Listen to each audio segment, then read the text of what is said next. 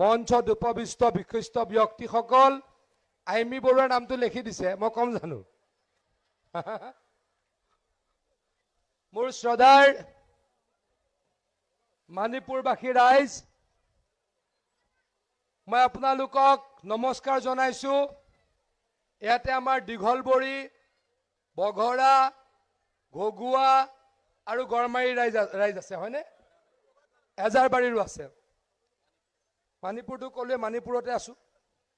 মই আপোনালোকক নমস্কাৰ জনাইছো আৰু মোৰ নতুন কৰ্মভূমিত উপস্থিত হৈ আপোনালোকক জীৱনজোৰা সেৱা কৰিম বুলি প্ৰতিশ্ৰুতি দিছো।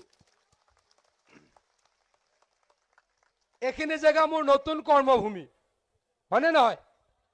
আগতে এইখিনি জাগিৰোডত নাছিলে, এতিয়া জাগিৰোড সমষ্টিত সোমাল। গতিকে দীঘলবৰী, মণিপুৰ, এজাৰবাৰী, বঘৰা এই অঞ্চল মোৰ নতুন কৰ্মভূমি। মোৰ নতুন কৰ্মভূমি ৰাইজৰ লগত কেতিয়াও বেয়া নকৰো, আপোনালোকক প্ৰতাৰণা নকৰো, আপোনালোকক সেৱা কৰিম, আপোনালোকৰ কাম কৰিম, মই প্ৰতিশ্ৰুতি দিছো। ইয়াতে আমাৰ ঘগুৱাৰ মানুহ আছে, ইয়াতে আমাৰ গড়মাৰী ৰাইজো আছে, আছেনে নাই? গড়মাৰী ৰাইজক কেতিয়াবা প্ৰতাৰণা কৰিছো, ঘগুৱা ৰাইজক কেতিয়াবা প্ৰতাৰণা কৰিছো, কেতিয়াবা বেয়া কৰিছো? নাই কৰা, কেতিয়াও নকৰো। আকৌ আপোনালোকক মই ৰাজহুৱাভাৱে প্ৰতিশ্ৰুতি দিছো। আজিৰ পৰা 7-8 মাহ আগতে আপোনালোকৰ এই অঞ্চলটো জাগিৰোড সমষ্টিত সোমাল। মই কেতিয়াবা এদিন দুদিন আহিছো, মণিপুৰলৈকে আহিব পৰা নাই।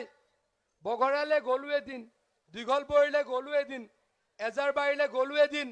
আপোনালোকৰ ইয়ালৈকে আহিব পৰা নাই, তাৰ কাৰণে মই আপোনালোকৰ ওচৰত ক্ষমা বিচাৰিছো। আপোনালোক সকলোৱে জানে যে মই বিভিন্ন কাম কাজৰ বাবে সমগ্ৰ অসমখন ঘূৰি ফুৰিব লাগে। গতিকে মই আপোনালোকৰ ইয়ালৈকে আহিব পৰা নাই, কিন্তু আপোনালোকৰ দায়িত্ব মই ইতিমধ্যে পালন কৰিছো আৰু এই অঞ্চলৰ উন্নতিৰ কাৰণে মই কাম আৰম্ভ কৰিছো। এই অঞ্চলৰ ৰাস্তা পথ বনোৱাৰ কাৰণে প্ৰচেষ্টা হাতত লৈছো।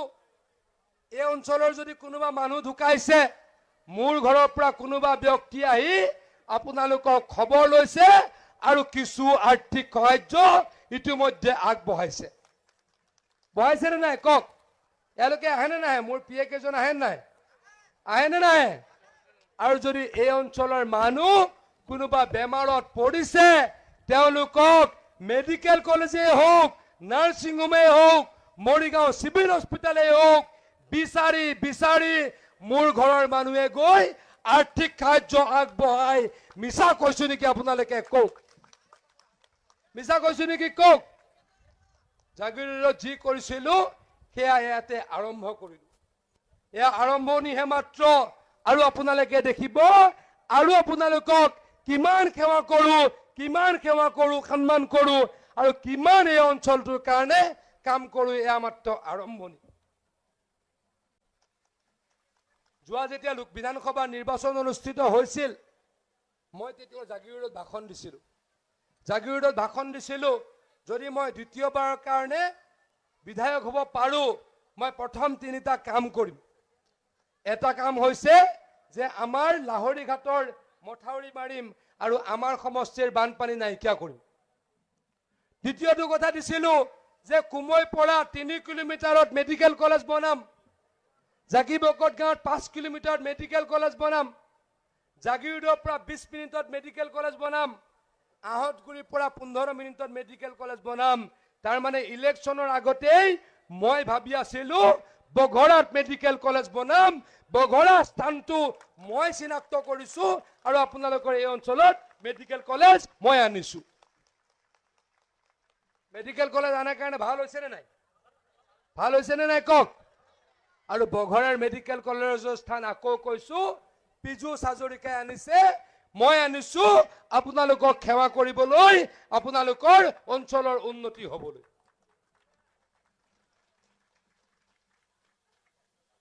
ইলেকশ্যনৰ আগতে বঘৰাৰ কথা চিন্তা কৰিছিলো, ইলেকশ্যনৰ পাছত আৰু চিন্তা কৰিম। আগতে আপোনালোকৰ বানপানী হৈছিল নে নাই? বানপানী হৈছিল নে নাই? জাগিৰোড সমষ্টি, মৰিগাঁও সমষ্টিৰ এটা অংশ আৰু লাহৰীঘাট সমষ্টি অকল বানপানীত কক বকাই আছিল। বছৰৰ পাছত বছৰ কোনোৱে মাথাউৰি নবনালে। মই জাগিৰোডত 16 চনত MLA হলো। জাগিৰোডত প্ৰথমে 10 কিলোমিটাৰ মথাউৰি বনালো আমাৰ বুৰগাঁৱৰ পৰা পাভকাটিলৈকে। সেইখিনি সময়ত মই লাহৰীঘাটৰ মথাউৰি বনাব পৰা নাছিলো, কাৰণ সেইখিনি সময়ত বিধায়ক আছিলো আৰু ৰাজ্যিক মন্ত্ৰী হৈছিলো 5-3 বছৰ 2 বছৰৰ পাছত। গতিকে মই লাহৰীঘাটৰ মথাউৰি বনাব পৰা নাছিলো। কিন্তু মই নিৰ্বাচনী সভাত কৈছিলো, মই যদি জিকো এইবাৰ লাহৰীঘাটত মথাউৰি বনাম, আপোনালোকৰ আশীৰ্বাদত, ৰাইজৰ আশীৰ্বাদত মুখ্যমন্ত্ৰী ডাঙৰীয়াই মোক জলসম্পদ মন্ত্ৰী পাতিলে আৰু লাহৰীঘাটত 6 মাহৰ ভিতৰত 60 কোটি টকা খৰচ কৰি 14 কিলোমিটাৰ মথাউৰি বনালো। আৰু যাৰ ফলত আমাৰ এই অঞ্চলটোত পানী নাইকিয়া হৈ গ'ল, হলনে নহয় কওক? এতিয়া যদি কৰবাত অলপ চলপ পানী হয়, অহা 2 বছৰৰ ভিতৰত এটাকে কাম কৰি আমাৰ সমষ্টিত বানপানী নাইকিয়া কৰিম। মই আপোনালোকক কথা দিছো, প্ৰতিশ্ৰুতি দিছো। নেলিৰ ফালে পানী হয়, আহতগুৰিৰ ফালে পানী হয়, ধৰমতোলত পানী হয়। যোৱা বছৰৰ পৰা নেলিত পানী নাই, এই বছৰৰ পৰা আহতগুৰিত পানী নহয়। আমাৰ নেলিত এটা সুইচ গেটৰ কাৰণে বানপানী হৈছিল। মানুহে কেতিয়াও খালী খেতি কৰিব পৰা নাছিল। মানুহে এটা খেতি কৰি সৰ্বশান্ত হৈছিল। আমি যোৱা বছৰ নেলিত সুইচ গেট বনালো আৰু 50,000 বিঘা মাটিত মানুহে দুটাকৈ খেতি কৰিব পৰা হ'ল। আমাৰ সমষ্টি মানুহ ধনী হ'ল আৰু কৰিম, আপোনালোকক প্ৰতিশ্ৰুতি দিছো। তেলাহীৰ পৰা একেবাৰে দীঘলীয়াতিলৈকে আমাৰ কলং নদীৰ দক্ষিণ পাৰে মথাউৰি নাছিলে। এই মথাউৰিৰ কাম পূৰ্ণ গতিত চলি আছে। 20 কিলোমিটাৰ মথাউৰি বনাইছো। এতিয়া তেলাহীত আৰু আহতগুৰিত, ৰূপাইবৰীত আৰু থেকেৰাত এতিয়া সকলোৱে খালী খেতি কৰিব পাৰিব। সেই কামো কোনে কৰিছে? আপোনালোকৰ মৰমৰ, আপোনালোকৰ পৰিয়ালৰ পীযুষ হাজৰিকাই কৰিছে আৰু কৰিম, প্ৰতিশ্ৰুতি দিছো। আজি আপোনালোকে মনত পেলাওকচোন, আমাৰ মৰিগাঁৱৰ পৰা জাগিৰোডৰ ৰাস্তাটো কি আছিলে কেইদিনমানৰ আগলৈকে? বহুত বেয়া আছিল নে নাই? মোৰ মনত পৰে কোভিডৰ সময়ত লকডাউন আছিল। হিমন্ত বিশ্ব শৰ্মা ডাঙৰীয়া কেবিনেট স্বাস্থ্য মন্ত্ৰী আছিল আৰু মই ৰাজ্যিক মন্ত্ৰী আছিলো। এদিন মৰিগাঁৱলৈকে হস্পিটেল চাবলৈ আহিছিলো। আমাৰ পালিগুৰিমান পাওঁতে ৰাস্তাটো অত্যন্ত বেয়া। মই মুখ্যমন্ত্ৰী ডাঙৰীয়াক ক'লো, বোলো দাদা এই ৰাস্তাটো যদি বনোৱা নহয়, মোক কিন্তু আহাবাৰ মানুহে ভোট নিদিয়ে, মই হাৰিম। লগত মুখ্যমন্ত্ৰী ডাঙৰীয়াই ক'লে কমিশনাৰক ফোন লগা। মই কমিশনাৰ চক্ৰৱৰ্তীক ফোন লগালো। কমিশনাৰক মুখ্যমন্ত্ৰী ডাঙৰীয়াই ক'লে যে এই ৰাস্তাটো যিটো কোম্পানীয়ে বনাইছিল তেওঁলোকৰ পৰা ছিঙি লৈ আহক, আৰু মোক ক'লে অহা কালিৰ পৰা এজন ঠিকাদাৰ লগাই দে। ঠিকাদাৰ লগাই দিলো। এতিয়া ৰাস্তা সকলোতকৈ ভাল হ'ল নে নহ'ল কওক? আপোনালোকৰ চাগে মনত আছে যে জাগিবকত গাঁৱৰ পৰা নাৰেংগীলৈ এই ৰাস্তা বিধ্বস্ত আছিল। এই ৰাস্তা কামো মোৰ দিনতে হৈছে নে আপোনালোকে কওক? আজি গড়মাৰীৰ সকলো ৰাস্তা ভাল হৈ গ'ল, গগুৱাৰ সকলো ৰাস্তা ভাল হৈ গ'ল, এটা মথাউৰি ৰাস্তাবিলাকো হৈ গ'ল। আমাৰ একেবাৰে পাভকাটিৰ পৰা লাহৰীঘাট, ঢিং, ৰূপহী, চামগুৰি হৈ শিলঘাটলৈকে 150 কিলোমিটাৰ ৰাস্তা পকা হ'ল। এইখিনি কাম মুখ্যমন্ত্ৰীৰ নিৰ্দেশত মই কৰিছো, পীযুষ হাজৰিকাই কৰিছো। তাৰপিছত আমাৰ নেলিৰ পৰা একেবাৰে আহতগুৰিলৈকে 30 কিলোমিটাৰ মথাউৰি ৰাস্তা পকা কৰিছো। এইবছৰ আমলিঘাট এৰিয়াত, বাগজাপ এৰিয়াত মথাউৰি ৰাস্তা পকা কৰিছো। মুঠৰ ওপৰত জাগিৰোড সমষ্টিত এটাও মথাউৰি নাই। যোনটো কেঁচা হৈ আছে, যোনটো কেঁচা হৈ থাকিব, এটাও নাই। সকলো পকা কৰিছো। মই আপোনালোকক প্ৰতিশ্ৰুতি দিছো আৰু কৰিম, প্ৰতিশ্ৰুতি দিছো। সৰু সৰু ৰাস্তাসমূহ আছে, এইসমূহো কাম কৰিম, আপোনালোকক মই কথা দিছো। মই আপোনালোকৰ আপুনি বিধায়ক হৈ গ'লো। ভোট নিদিয়াকে আপোনালোকৰ বিধায়ক হ'লো নে নাই? মই হ'লো নে নাই? অলপ পৰিৱৰ্তন দেখিছেনে নাই? এতিয়া যদি ক'ৰবাত বিহু হয়, মোৰ ঘৰৰ কোনোবা আহি চান্দা দিয়ে নে নিদিয়ে? চান্দা বিচাৰি কোনোবা যাব লাগে নেকি? ক'ৰবাত যদি লক্ষী পূজা হৈছে, ক'ৰবাত যদি দুৰ্গা পূজা হৈছে, চান্দা আপুনি আহে যায় নাযায়? আহে নে নাহে? কোনোবা যাব লাগে নেকি? পৰিৱৰ্তন হৈছে নে নাই? এইদৰে আৰু পৰিৱৰ্তন কৰিম। মণিপুৰবাসী ৰাইজক, বগৰাবাসী ৰাইজক, এজাৰবাৰীবাসী ৰাইজক আৰু দীঘলপুৰী ৰাইজক মই সেৱা কৰিম, মই প্ৰতিশ্ৰুতি দিছো। বাতৰি কাকতত নিউজটো কি আছিল যে অসমৰ কেইবাগৰাকী লাখপতি বাইদেৱে দিল্লীলৈ যাব প্ৰধানমন্ত্ৰী ডাঙৰীয়াক লগ কৰিবলৈ। বাতৰি কাকতৰ ভিতৰত পঢ়ি দেখিলো যে জাগিৰোডৰ মানুহ এজনী আছে। মই আইমিক ক'লো মইতো যাব নোৱাৰো, তুমিয়ে গৈ খবৰ লৈ আহা। তাই খবৰ ল'বলৈ আহিলে আমাৰ ক'ত, আমাৰ কুমৈত, হয়নে? কুমৈত গৈ খবৰ ল'লে আৰু তাই মোক ক'লে যে মহিলাগৰাকীয়ে হেনো আমাৰ কাৰ্যকৰ্তা এজনৰে বৌয়েক মহিলা এগৰাকীয়ে হেনো ৩৫,০০০ টকা মাহত লোন মাৰে আৰু সীতাজখলা জাগিৰোডত পিঠা বিক্ৰী কৰি কৰি লাখপতি হৈছে। এতিয়া মই কিয় আইমিক সেই মানুহগৰাকীক খবৰ ল'বলৈ পঠাইছিলো কওকচোন? মই নাই কাৰণে পঠাইছিলো। মই নাই কাৰণে মোৰ পৰিয়ালটোৱে আপোনালোকক সেৱা কৰিব লাগিব। মই নাথাকিলেও আমাৰ কোনোবা আহি আপোনালোকক সহায় কৰিব লাগিব। সেইকাৰণে সেই মানুহগৰাকীক উৎসাহ জনাবলৈ আইমিক পঠাইছিলো আৰু আমি পৰিয়ালটোৱে আপোনালোকক সেৱা কৰিম, মই প্ৰতিশ্ৰুতি দিছো। আমি জাগিৰোড সমষ্টিত কি কৰো? জাগিৰোড সমষ্টিত ৫ ছেপ্টেম্বৰৰ দিনা শিক্ষকসকলক আমি একোখন গামোচা দিওঁ, কেতিয়াবা এটা পেন দিওঁ আৰু একোখন মোৰ পৰা চিঠি দিওঁ, মানপত্ৰ দিওঁ। শিক্ষকসকলে আমাক পঢ়ায়, শিক্ষকসকলে সমাজ গঠন কৰে, শিক্ষকসকলক সন্মান কৰিব লাগে। সেইকাৰণে প্ৰত্যেক বছৰে ৫ ছেপ্টেম্বৰৰ দিনা এই কামটো কৰি আছো, ভৱিষ্যতেও কৰিম, মই শিক্ষক সমাজক প্ৰতিশ্ৰুতি দিছো। আমাৰ ল'ৰা ছোৱালীবিলাকে ফাৰ্ষ্ট ডিভিজন পায়, মেট্ৰিক আৰু হায়াৰ ছেকেণ্ডেৰীত ফাৰ্ষ্ট ডিভিজন পায়। মই আজিকালি বেছি আহিব নোৱাৰো, গতিকে আমি কি কৰো, আমাৰ দলৰ কাৰ্যকৰ্তাসকলে ঘৰে ঘৰে ঘূৰি কিবা এটা আৰ্থিক সাহায্য দিয়ে আৰু একোখন গামোচা দি আমাৰ চোকা ল'ৰা ছোৱালীকেইটাক কি কৰে, সম্বৰ্ধনা জনায়। ইয়াত হৈছে নেকি এবাৰ? এবাৰ হৈছে নে?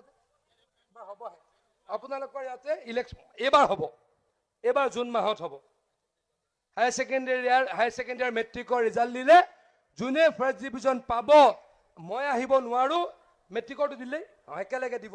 আমাৰ কাৰ্যকৰ্তাসকলে ১৫০০ পৰা ২০০০ টকা আৰু এখন গামোচা গৈ আমাৰ ল'ৰা ছোৱালীকেইটাক দি সন্মান প্ৰদৰ্শন কৰিব।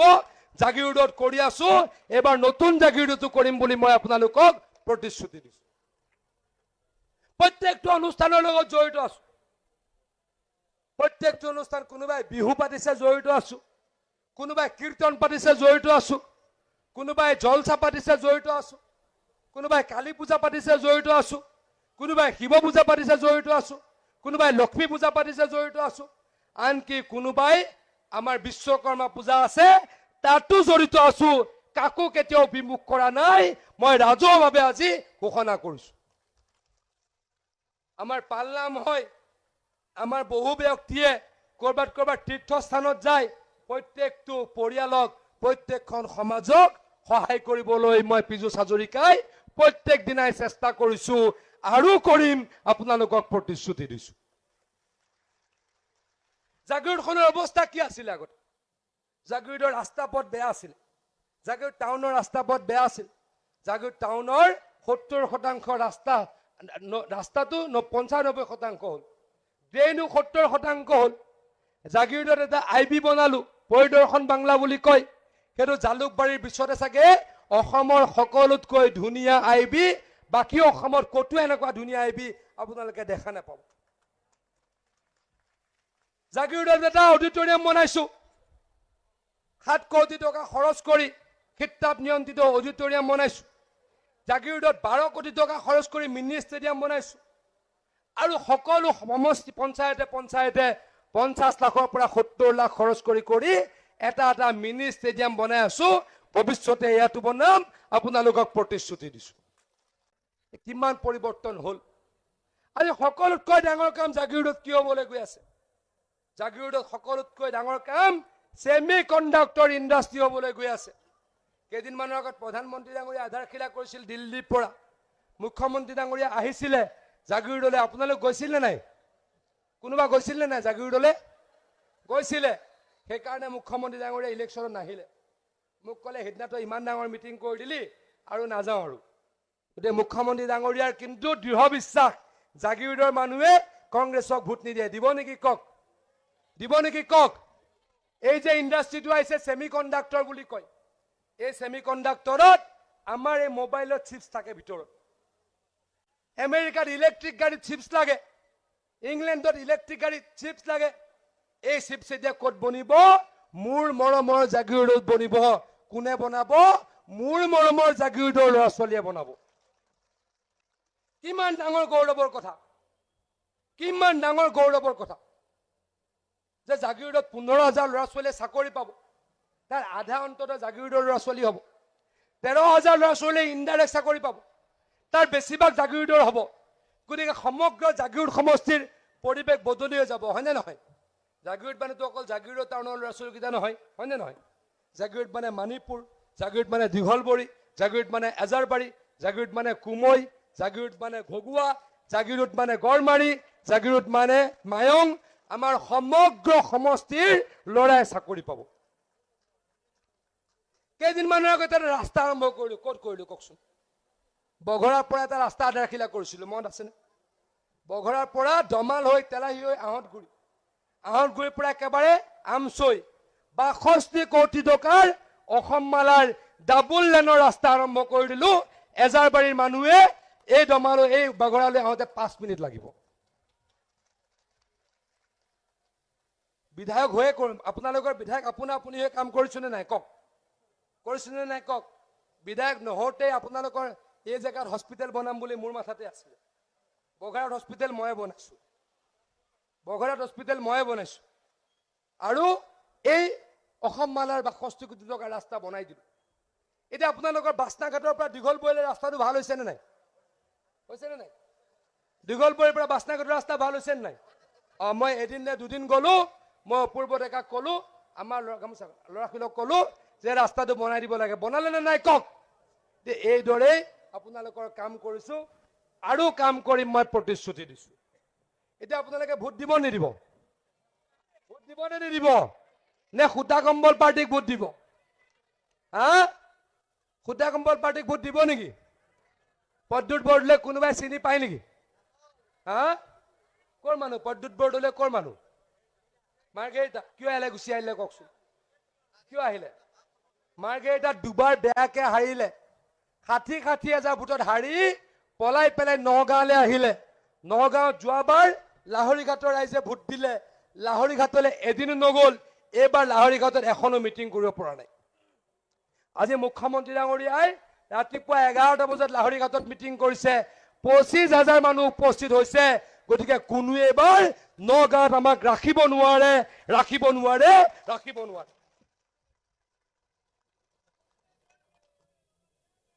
এবাৰ সংখ্যালঘু ৰাইজেও ভোট দিব আমিতো দিমেই গতিকে আমাৰ প্ৰাৰ্থী জিকিব আৰু নৰেন্দ্ৰ মোদী ডাঙৰীয়া তৃতীয়বাৰৰ কাৰণে প্ৰধানমন্ত্ৰী